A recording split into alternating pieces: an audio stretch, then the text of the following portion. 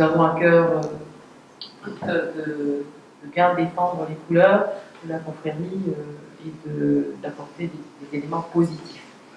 Donc, si on fait un bilan rapide, à la confrérie, il y a toujours des chapitres, donc on en a eu 3. Bon, un dédié à la femme, un dédié à la bio, et le troisième à un cépage de prédilection qui est le Riesling.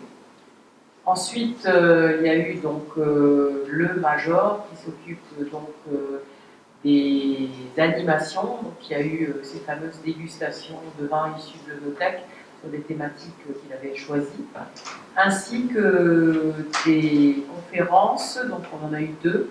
Une pour expliquer la nouvelle politique des vins d'Alsace par Gilles Neuch, et la deuxième qui était donc de Kai Wittmann, qui nous expliquait un peu comment nos voisins allemands et cousins germains voyaient les vins d'Alsace aujourd'hui.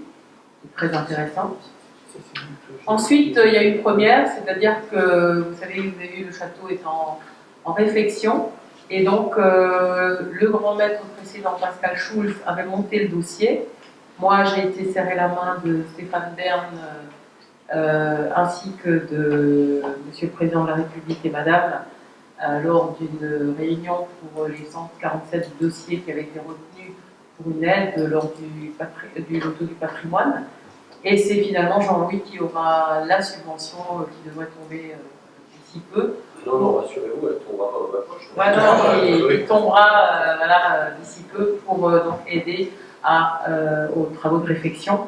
Et je veux dire, c'était très sympathique d'avoir été retenu, même si le budget à l'époque proposé est un peu beaucoup plus faible, mais je veux dire, c'est quand même une aide précieuse, puisque, comment dire, ça nous a permis aussi d'ouvrir le château un dimanche pour la journée du patrimoine.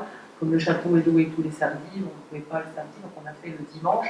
Et ça nous a quand même attiré presque 350 personnes sur la matinée et l'après-midi, avec donc les bénévoles qui ont montré le château, qui ont ouvert au grand public.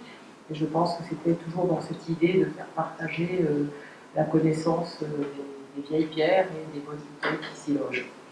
Ensuite, il y a eu donc les accords vin et mets.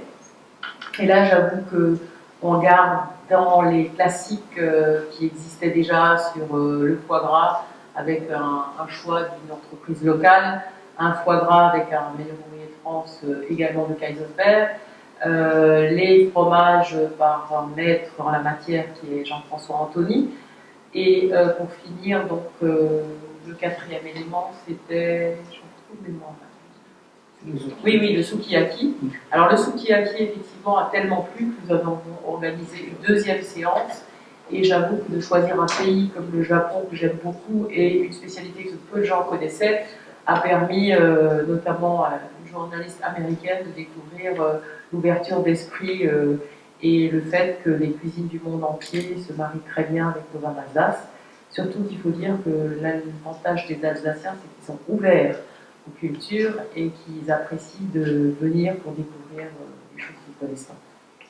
Donc le bilan est plutôt bon, puisque à part peut-être un début timide du premier chapitre, on a eu des fréquentations qui tournaient autour de donc 70 personnes la première fois, à peu près une centaine pour le chapitre de la bio, avec une personnalité d'envergure qui est donc le président de région, M. Jean Rotner, plus l'agence bio de Paris.